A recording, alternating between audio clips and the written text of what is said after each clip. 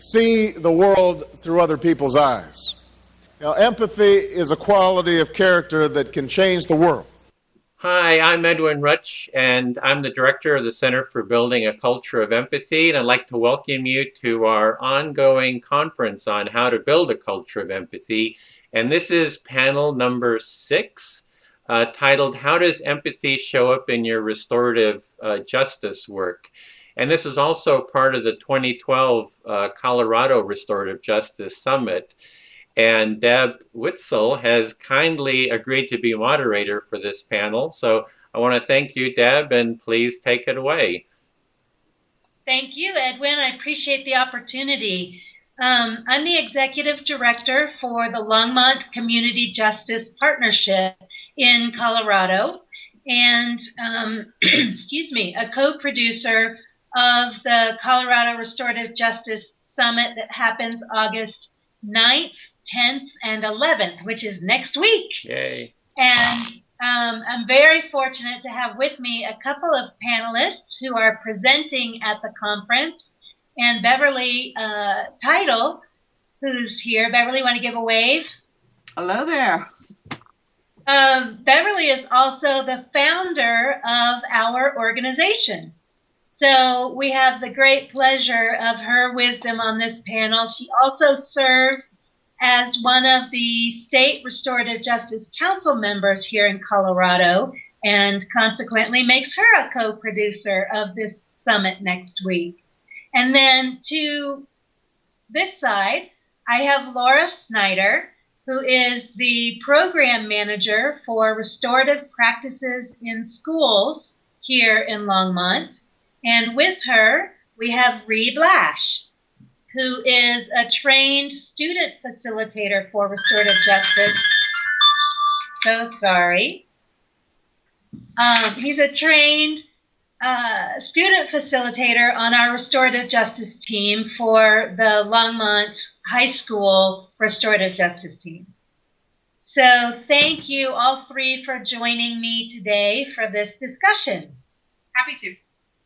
It's a pleasure. Thanks. So I'd like to start and have Beverly just briefly describe restorative justice for anybody who might be joining us that doesn't know what it is. Well, it's a process that brings together those most involved or affected by a crime or conflict, or in school context, we call it, school rule violations.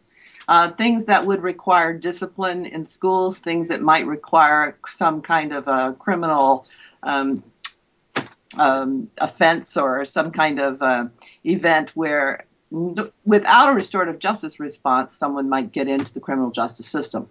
In restorative justice, we bring together those people most impacted or affected in a structured talking process that is guided by trained facilitators such as Ree. We look at people hearing each other's stories of what happened, why it happened, what they were thinking, what caused this event to happen, and the underlying factors around it. We look primarily at what harm has been done and what needs to be done to repair that harm to the greatest extent possible.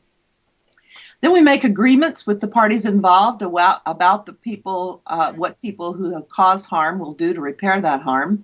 And in most of the cases we deal with, if they repair that harm, complete the items they agree to, there are no further criminal charges, although it happens sometimes in conjunction with criminal charges and criminal events. In schools, it sometimes happens with a lessened discipline response. Instead of a 5-day suspension, for example, there may be a 1-day and a restorative justice process. The focus on the restorative part is really looking at how people have been harmed and how we might heal that, how we bring people back into a right relationship. In restorative justice, we say when a crime or conflict occurs, it's as if a big boulder is dropped in the center of a pond, and the effects of it ripple out and have a huge impact on those around us. So in the restorative process, we look to repair 3 levels of harm. First, to the most direct victims of that crime or that conflict. And the second level is to the community, that ripple effect, how the broader context was affected and how what might need to be done to repair that harm. And then the third level to the person who committed harm to him or herself and often their families. How might that harm be repaired? And we find that when we're able to do those three levels of repair, then people are back in right relationship with each other. Thank you. I appreciate that well-versed description. And Laura, I would like to hear from you really specifically how restorative justice in the schools, in the program that you're working on, weaves empathy into the work that you do. Absolutely. The great thing about using restorative justice is that it kind of builds empathy on both ends of the spectrum. I have students like Ree who are on the student team who learn about active listening, learn about putting themselves in others' shoes, learn about really listening and hearing needs that people are expressing, whether that's victims or offenders. And so they start developing those high-level empathetic skills from the time that they step onto the team. And Beverly is very well versed in kind of the principles of restorative justice, the 5 R's that we talk about, which is relationship, respect, responsibility, repair, and reintegration. And, you know, we talk about on the team every day, we live by our principles. And so those 5 foundational principles really help us learn how to interact with each other in a really empathic way as well. And then the second level of that is the students who are referred to the program as well increase their empathy through participation by hearing about that ripple effect that Beverly was talking about, hearing how their actions or choices have affected other people. It's often something that people don't think about in the midst of committing a crime or in the middle of a conflict between, you know, 2 or more people. They're not thinking about who's being affected. And when they hear about how people have been affected, all of a sudden it opens their eyes to, wow, I didn't realize that, and I have a responsibility to try and set this right in the best way I know how. And so by participating in the process, hearing about how people have been affected, hearing about the potential that they have as offenders or as human beings to start to repair that harm, increases their empathic senses as well. Thanks.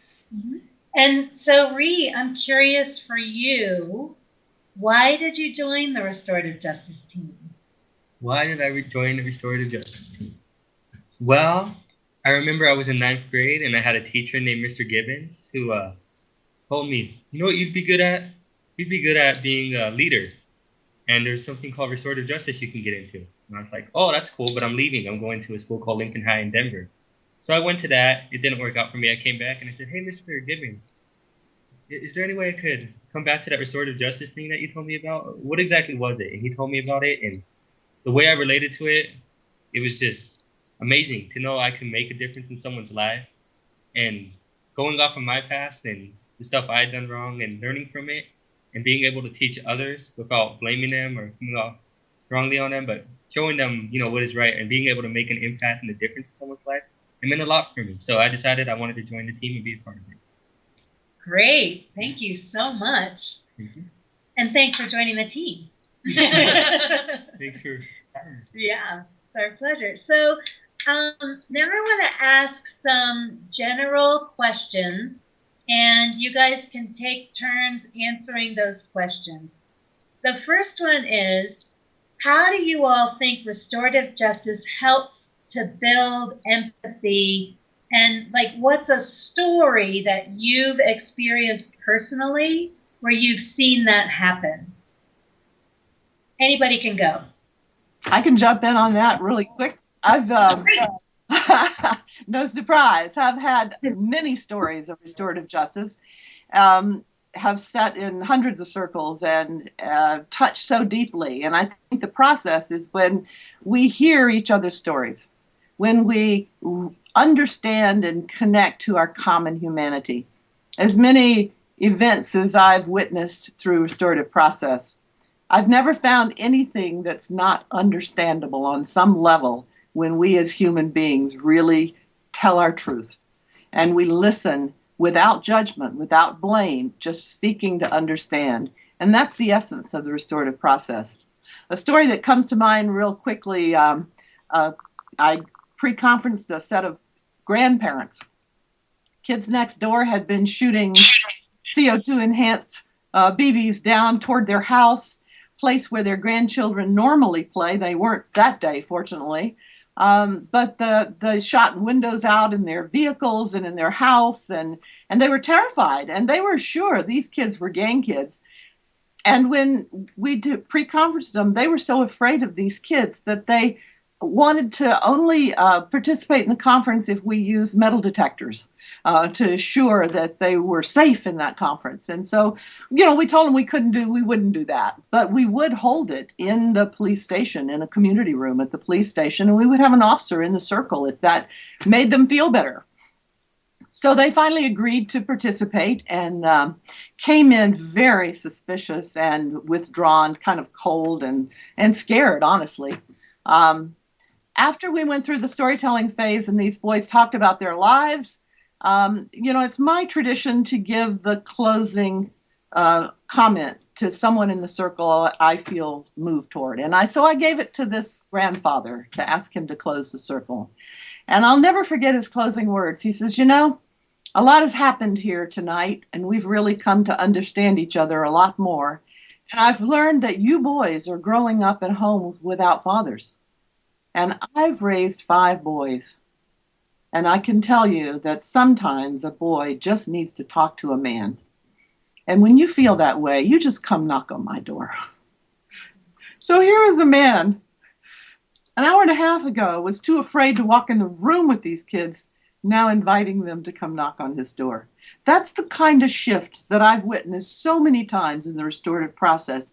And it comes from connecting to each other as human beings and recognizing our common humanity and our needs that are met and not met, and then extending ourselves into and opening our hearts to those for whom we could meet needs. Beautiful story. Thank you so much. How about you, Reed? You have a story? I do. Excellent.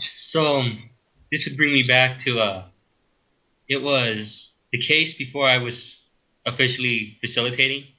It was my last just community member case, and there was 2 kids who had brought a knife to school, and they had all brought it and played. They thought it was just kind of funny, or they were just messing around. And when they had brought that knife to school, people had seen it and became terrified.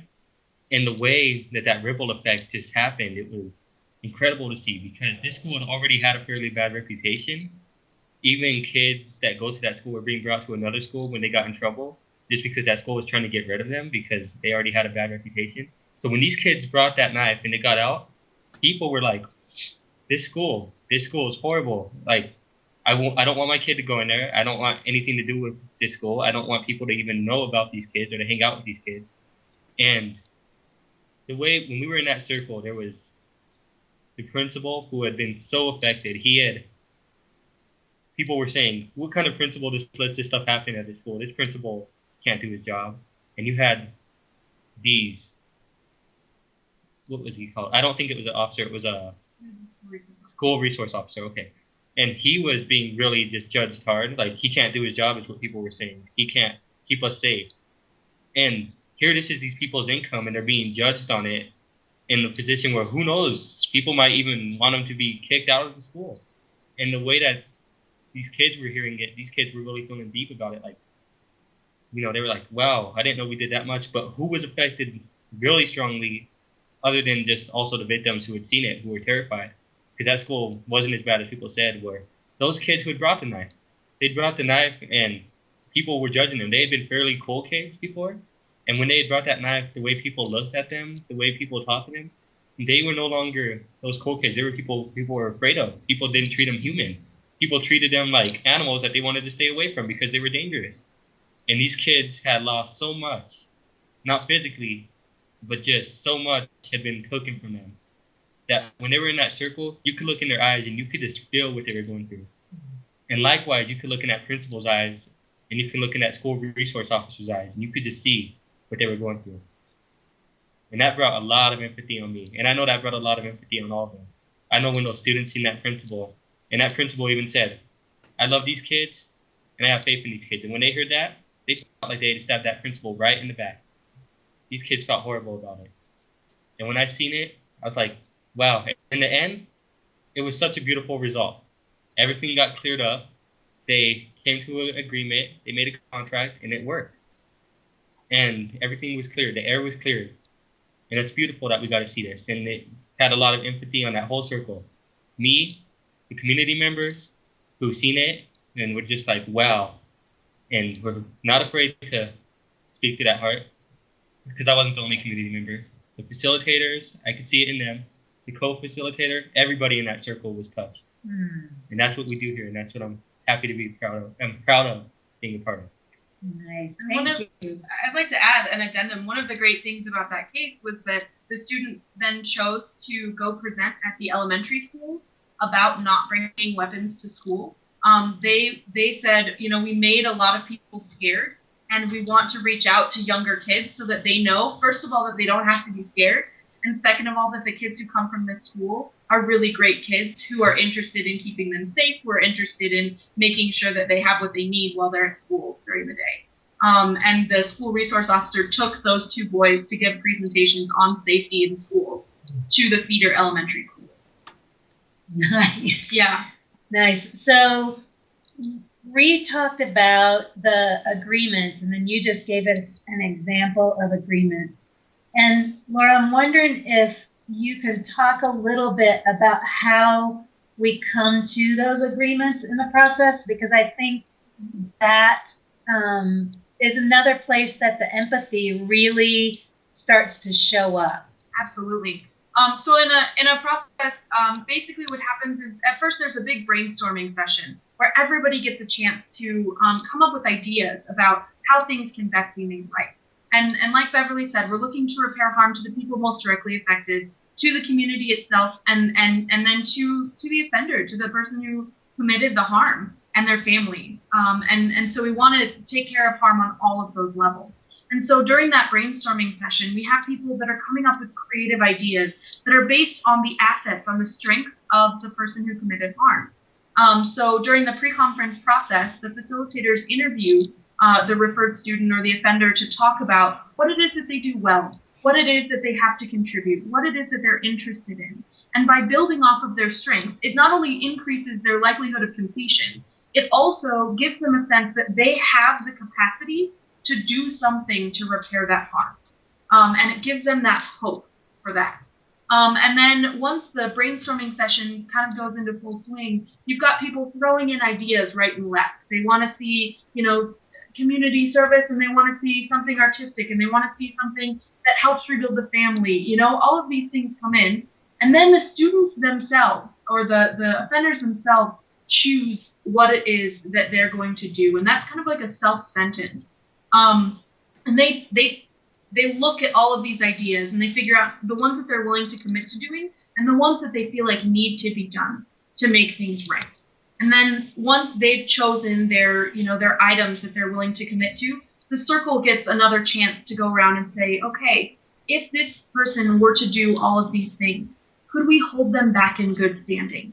Could we have them come back into our community? That's that reintegration part that Beverly was talking about. Could we accept them back and let this go and move on and hold them as good to their word, as doing the best that they can? And if the circle agrees, then we write up the agreement. Great, thank you. Mm-hmm. So one of the things that I believe is that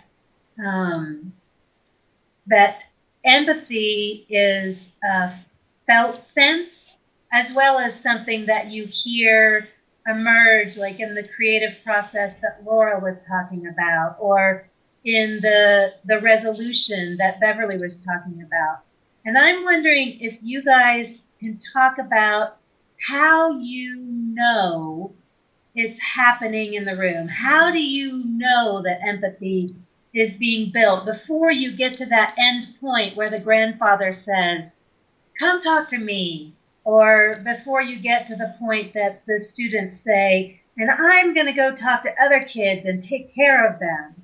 Can you describe that moment that you know, empathy is here? I can start off. So I think that the first moment that I know that empathy is really in the room is by the way the facilitators are asking good follow-up questions, to make sure that the victim and the offender and the community members are being heard to the best extent possible. And I think that kind of skillful way of bringing people into open communication, into the way that they can invite everyone into the process and to share and speak their truth, like Beverly was talking about, is really the first time that empathy shows up in kind of that active sense. Thanks. You know, the neuroscience has given us some words for this. We now understand the concept of mirror neurons, and we can feel those moments. You know, before I had any of that language that comes from the scientific community, our restorative justice team started talking about the magic of the circle. There was a moment when it felt like there was something magical, like something lifted in the room, and we could all feel it in that moment. We could actually sense it happening. And there was a shift where our hearts opened. You could feel the hearts opening all around the room.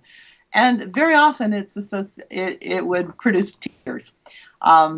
Mother of the offender, predictably the first person to cry.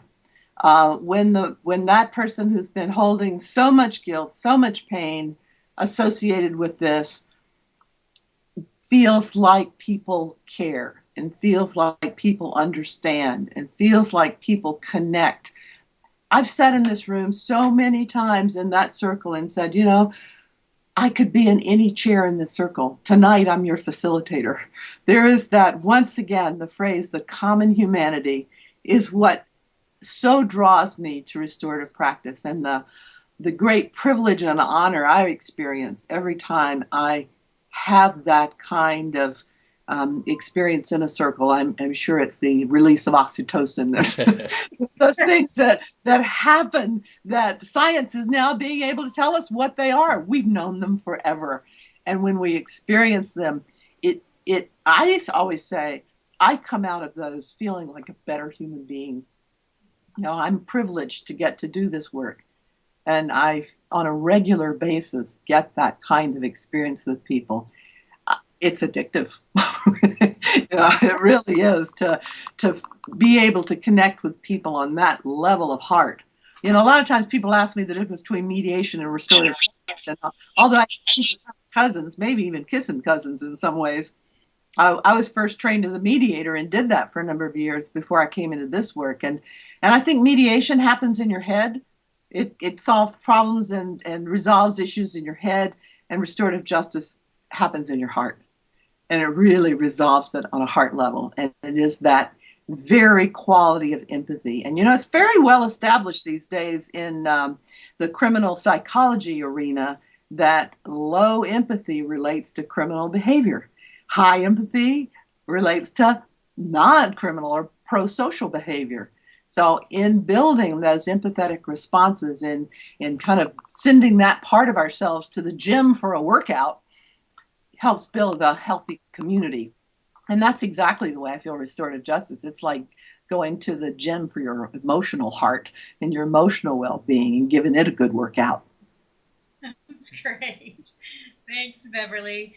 And so, Ree, how about you? When you're facilitating or you're a community member representing that voice, how do you know, like, how can you tell when empathy is starting to show up in the restorative justice process? I would say Beverly's got it pretty spot on, for sure.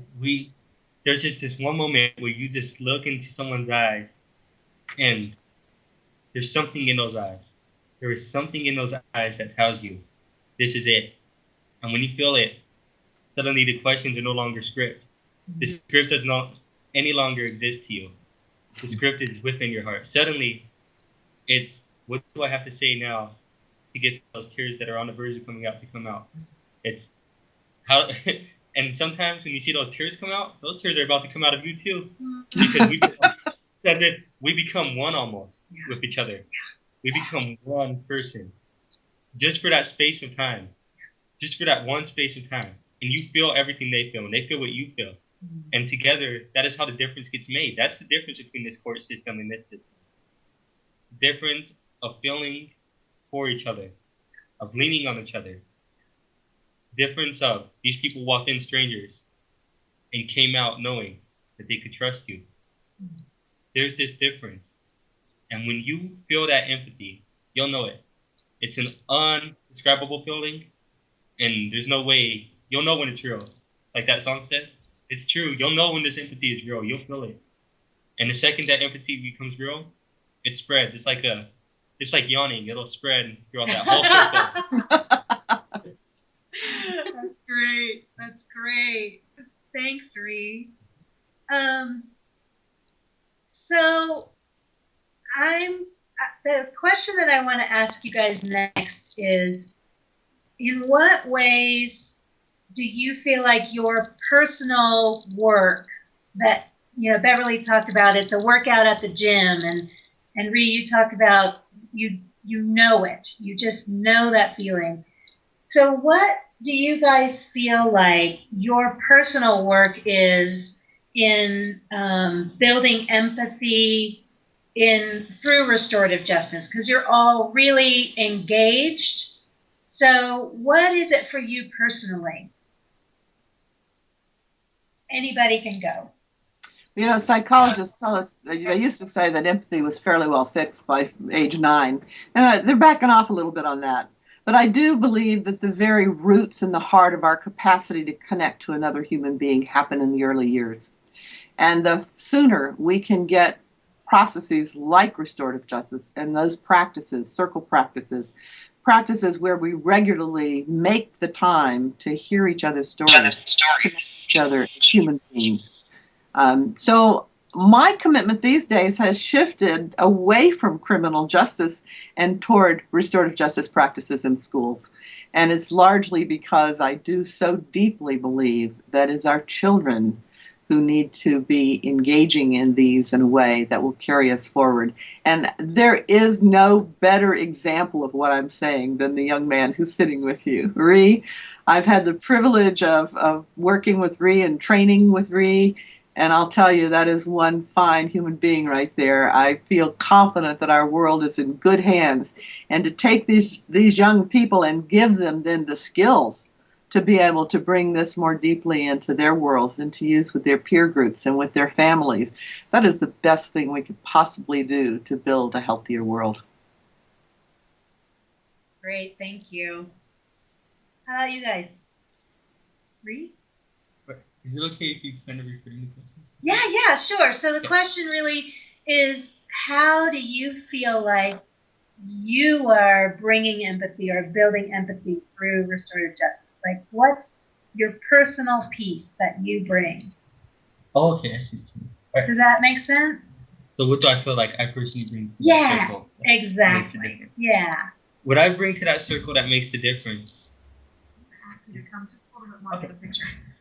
What I feel I bring to that circle that makes the difference is that I have this attitude where I want to be that complete difference. And if everyone has that attitude, there's definitely going to be a difference in me. I have that attitude where I'm going to listen to you. I'm going to ask a question as a facilitator that is going to bring something out of you. I'm going to make sure that something is brought out of you because I care. Because I want to see you succeed and I want to see you shine and I want to see that, harm's party be cured and feel like they're human again and be able to smile again. And I want to see that referred student feel like, well, I may have messed up, but I have a potential. I want to bring out that potential in them. So what I feel I bring to them and what I bring to the circle that's different, or maybe not different because I feel like most of us here, or all of us here, bring that out. But what I feel I bring is listening, caring, and truly listening, not just listening about, I'm listening and I'll repeat questions, but listening like I'm listening with my heart, not my ears. And I feel like that makes the difference in that circle. So that's what I always try to bring. Beautiful. Thanks. What do you love? My work is to work with students like Ree so that they have the skills that they need to ask those questions, to listen with their hearts, to be the ones who are carrying the torch forward. I constantly tell the youth that I work with that adults can talk until we're blue in the face, and we frequently do. But if that message comes from a peer, comes from someone like Ree, it's much more powerful than if it comes from me. And so I'm cultivating a space on the student restorative justice team for students to be the ones who are carrying the torch forward, and for students to be the ones who are leading the processes and creating the culture that they want within their school, within their team, within each other, within their other relationships. You know, the ripple effect doesn't just refer to harm. It can also refer to good, to taking responsibility, to being, you know, respectful and caring and empathetic. Yeah, that's great. And actually, that just brought up another thing that I'd love for you to talk about a little bit, which is what you have seen develop on the student team as you have trained and worked with these students. Sure. So we're going on 3 years for the student team. This will be our 3rd school year that we've been active. And, you know, when we first started, it was very much kind of directed by me. I ran the meetings, I called people together, you know, I reminded people we're living by our principles, we're doing all of these things to help us be better as a team. But from day one, the students decided, you know what, anyone who wants to be on this team is welcome. From day one, the students were the ones who said, you know what, I want to do something that gives back to the world. From day one, they had the heart. And they needed a little bit of shaping, training, and guidance. But starting last year, you know, I got to take a little bit more of a back seat. We had 2 student interns last year that each completed like 130 hours of service. They started peer training and peer coaching. They're now the ones who are giving each other feedback. Their debrief process allows everyone who's on the student team who participates in the circle to give each other feedback on what they did well, on what they need to improve upon, of anything that's sitting heavily with them after a process, anything that needs to be processed through. And then what learnings from this individual process are they going to bring back to their team? And so they have in the forefront of their mind how they're going to share every single one of their experiences with their teammates. And, you know, they talk a lot about their team being a family rather than just kind of a club at school. They work together, they have each other's backs. And when students aren't living by their principles, you know, we had one example of a girl who was being really disrespectful in class, and one of her teammates just said, you know what, kiddo, or she didn't say kiddo, you know what, we live by our principles. And the girl said, yeah, I'm not doing that right now. I want to do better with that, and stopped being disrespectful in class. And so it's not just within the actual group of students that they're able to kind of carry this forward. Also within the classroom, in the hallways of the schools, also within their family and their friends and other relationships. Well, so it sounds to me like the student team has developed a culture of empathy among themselves. Absolutely. That is reflected not just in the easy moments, but in the hard times too. Mm-hmm. That's a beautiful, beautiful illustration of what I think the potential of the work is. Deb, so, yeah, Beverly. Can I add a little comment there? You know, a number of schools that are engaging in restorative justice practices started with their discipline process, and they're all adult-led. And that's a major step forward for a school to have an adult-led restorative process. But I think you can hear from the conversation here how much richer it is when you engage students and have a student-led process.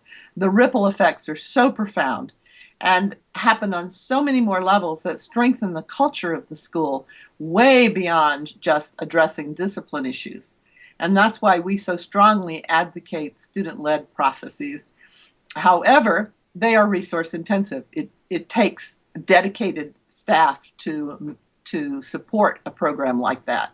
So while we recognize that that's the kind of the Cadillac version in our minds of how to do restorative justice practices in schools, Laura has done such a marvelous job in manifesting this program there.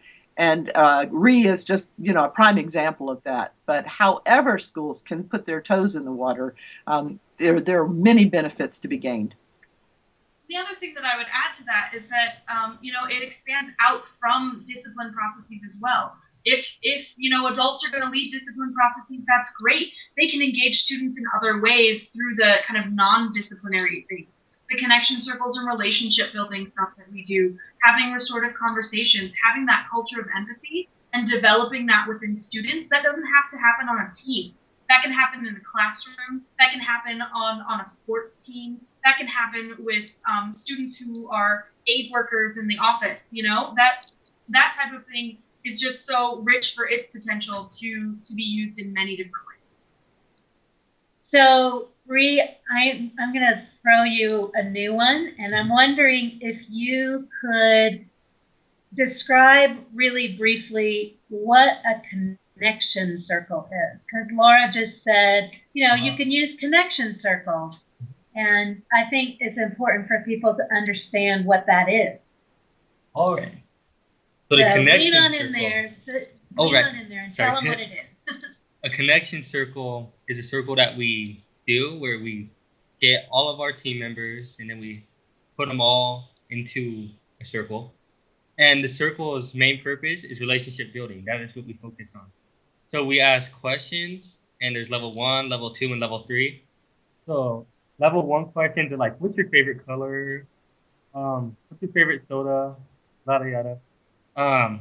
Level 2 questions are something more personal, like, I'll give an example. When I asked, if you had one day to live and you can only make one phone call, who would you call? Or something within that boundaries.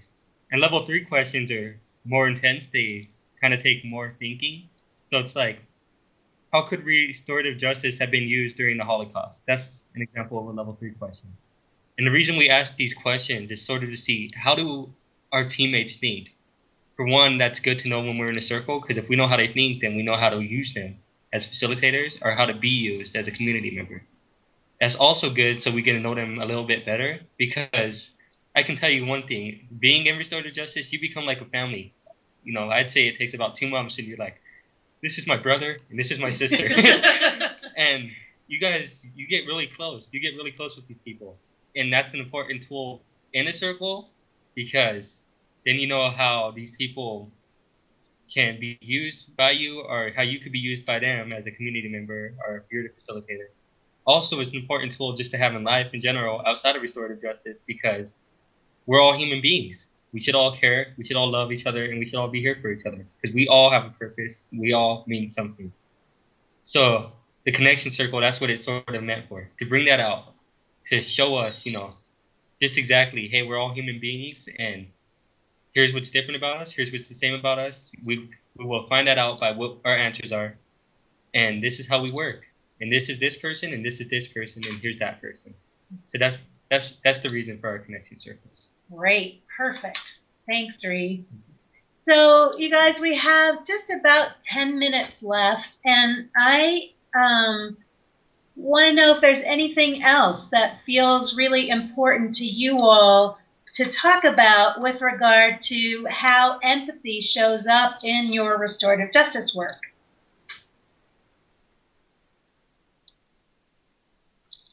Well, it shows up on so many levels. You know, there's no compartmentalizing it. It just touches all of our humanity. So I just keep thinking of various stories. I remember another story where a father was so angry his son had been assaulted at school and very definitely injured. And he came in that circle just, you know, wanting a pound of flesh, so to speak. He was so angry at the boy who had injured his son. And it was a serious injury. In the course of hearing the stories of this boy and his mother, who had left a violent relationship, domestic violence, and fled and come to our city and was working minimal wage jobs, 3 of them, to support her children, and this boy who was left home alone a lot. And he needed more engagement. And in the end, the father of the boy who was injured reached out to him. And he's the one that said, you know, I want him in my team. I want him, bring him to our football team. And the mother said, he's wanted to get on the city football team, but I can't afford that. I can't afford just the registration, much less all the equipment. And he said, you bring him down to the park next Saturday morning and I'll suit him up. It's hard for me to recall these moments without it touching something deep in me, that here this father has the capacity to connect to another fatherless boy. And there are so many fatherless boys in our community. I think it's one of the, it should register as our number one biggest societal failure and challenge. It's bigger than the economy in my mind. It is the economy of our humanity. And we have to find ways to connect with these boys. You know, I was a single parent for a while myself. And as a single parent, you want so much and you do so much to meet the needs of your children. I had a daughter, and I felt fortunate in that, because no matter how good a human I am, or how committed I am, or how much I try, a boy needs a man. A boy needs a man in his life. And that's a big challenge. So many of our women are raising sons. And that is something we so desperately need to raise and address and find ways to really meet the needs of these young men coming up. Thank you, Beverly. How about for you guys? Well, I think one thing that jumps out to me is just how much empathy is built into the restorative justice process from the moment that people walk in the door. And it's like at every stage, at every step, there is the capacity for that empathetic connection that happens. And so in the beginning, you know, people are welcomed into the room. They don't just walk in and have to find their seat. The facilitators spend time saying, thank you for being here. It takes courage to be here, recognizing that telling your story is not always the easiest thing that you can do, that taking responsibility is something that's hard, that giving your time is something that requires something of you, and recognizing that everyone there has given something to be there. Mm-hmm. And then there are the ground rules that are just there to keep people safe, to make sure that everyone there has the experience of this place being a safe place to share. Mm-hmm. And then there's the sharing of stories, which builds connection and empathy and relationship, and gives people the opportunity to be heard in a way that many times they aren't heard in their lives. For some people, it's the first time that they're ever asked, well, how did this affect you? And so when that happens, it gives people the opportunity to share from that very deep place, and it gives people the opportunity to take responsibility and to hear and to recognize that ripple effect of harm. And then there's the potential for the offender or the referred student to really take responsibility for their actions, and that builds empathy too. Not only hearing the ripple effect of harm, but saying, you know what, I caused this. And I want to start to make things right. That is a huge turning point in these processes. Following that up with giving them an opportunity to say, I'm sorry if they want to, or to say something to the people who've been affected, whatever it is that's in their heart to say. And then following that, we talk about the good qualities of the person who has done harm. And that also builds empathy, builds relationship, a little bit like those connection circles that Ree was talking about. Hearing what somebody who has caused harm does outside of this one incident builds their humanity, lets people know that they're an entire person. They have caused harm here, and they have other things that they do, that they serve, that they live in many different ways. And oftentimes, you know, in the school cases, we have a lot of students that are referred for cases of mutual responsibility, fights at school or bullying type issues, where we've got a group of kids that are kind of ganging up on one kid. And you would be shocked at how often the people that were in conflict with one another, the people that were committing crimes against one another or breaking school rules or hurting each other, have very similar assets, very similar strengths that they have or characteristics that they share. And so that starts to give them a chance to kind of work together rather than working against each other. And then we've got that agreement phase that builds empathy, that allows people to ask for what they need rather than have somebody on the outside tell them how it's going to be. And by asking for what you need and by hopefully being given what you need, that will allow for that deep healing and that ability to move on. And then we've got the closing of the circle. Beverly, you know, talked about giving that last word to someone who maybe hasn't had equal voice, or maybe has been really transformed by it, or maybe just you can tell they have something else that they want to say. and being attuned to the needs of the group in that way too, allowing them to express what it is that's on their heart after being given the opportunity to share fully, and then that closing. And then after that, as we're writing up agreements, as we're filling out the post-conference questionnaires and kind of all of that work, there's the part where we break bread and we eat together. And eating together is such a huge part of building a community that that also gives people the opportunity to interact after they've had this formal process where they're led through all of their emotions, to then interact themselves and to start to approach each other in a new way. And so, that's where reintegration work also begins. And so it's just built in such key ways throughout the entire process.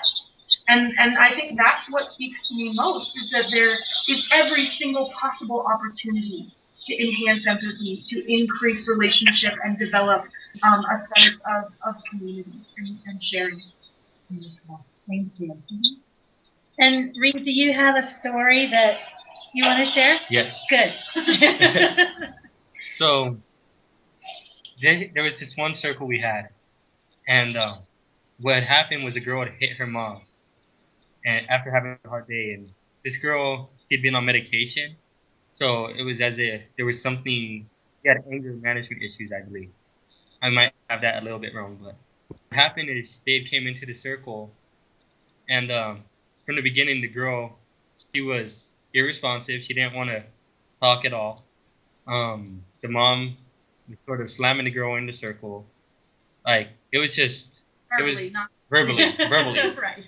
It was horrible, like, just to watch. I was like, oh, what a circle. But and I was like, well, just as long as we get an agreement, Adam, or as long as we get a contract, at least I wasn't here in vain. That was my mentality during that circle. And then I remember the girl eventually got so sick of it, she got up and she walked out of the door and she slammed it. And I remember that facilitator felt so much empathy. He got up and he chased her out and walked out there to soothe her and to comfort her. And I remember the mom was like in tears, and the community member was just like, we had 3 community members, I believe, and 2 of them left, and I stayed. And I was like, should I just leave? Because this case is going beyond. I'm going to be probably in trouble when I get home because it's so long. I should just leave. But I remember something inside of me said, no, don't leave. That's not the right thing to do. The right thing to do right now is to stay. And that girl, her mom was talking about how she had no friends and no one to talk to except one person. And her mom was just bashing her. And that one person was also in the circle crying and went out and chased her. And when they came back in, I remember the facilitator said, there's nothing we could do now. We have to refer it back. And I was like, all of this was vain. But then I realized it wasn't vain because that girl started crying. I told her, you know what? If you need a friend to talk to, here's my number. I have your back if you have a bad day. Here's my number. If you ever need me, call me for anything. And at that moment, I realized, and she was so happy and she smiled. And it wasn't about coming up with an agreement item. It wasn't about, how fast can we get out of her and make an agreement? It wasn't about that. It wasn't even about being an alternative to the court system. What it was about was being someone that this person can count on. What it was about was accepting that person. And just because we didn't reach an agreement item doesn't mean reintegration wasn't met. It doesn't mean that these 5 hours didn't eventually come into play that we go by. It didn't mean that things didn't work. Because in the end, what mattered was that this girl had found a new friend to talk to. In the end, what mattered was this girl had found happiness. And that's what matters to me. I'd rather see one person not be in agreement and come in and be changed forever in a positive way and see 12 people come in here, just go through the process, not even caring, and all 12 come up with an agreement. That's great. Well, there's no doubt in my mind, Reed, that every time you sit through these processes, empathy is woven with golden threads. So I want to say thank you to all 3 of you for taking this time. And I want to let everyone who is watching and listening know that you can go to www.rjcolorado.org and learn more about restorative justice, and particularly about the Restorative Justice Summit that's happening in Denver, Colorado next week on August 8th, on August 9th, 10th, and 11th. And we would love for you to join us there and have the opportunity to build empathy more strongly in your community and your life. Thank you, Edwin, for having us. Well, thank you so much, Deb, for moderating this and for everyone for taking part. It's been an amazing discussion, an amazing panel for me personally, and just to see the beauty and humanity of what you were talking about. I mean, I've been on the verge of tears, through much of it. So thank you very much for your work. I just want to also recognize and thank Edwin for his work in bringing up the topic of empathy and shining light on it the way you do, putting it out here in such an it's the most important thing any of us can be doing right now. Yes, thank you for that. And I hope we can continue this dialogue, doing more panels and perhaps individual interviews as well. So with that, I will bring this to a close and look forward to our continuing work together. Thank you so much, Edwin. Bye, everyone. Thanks. Bye. See the world through other people's eyes. Empathy is a quality of character that can change the world.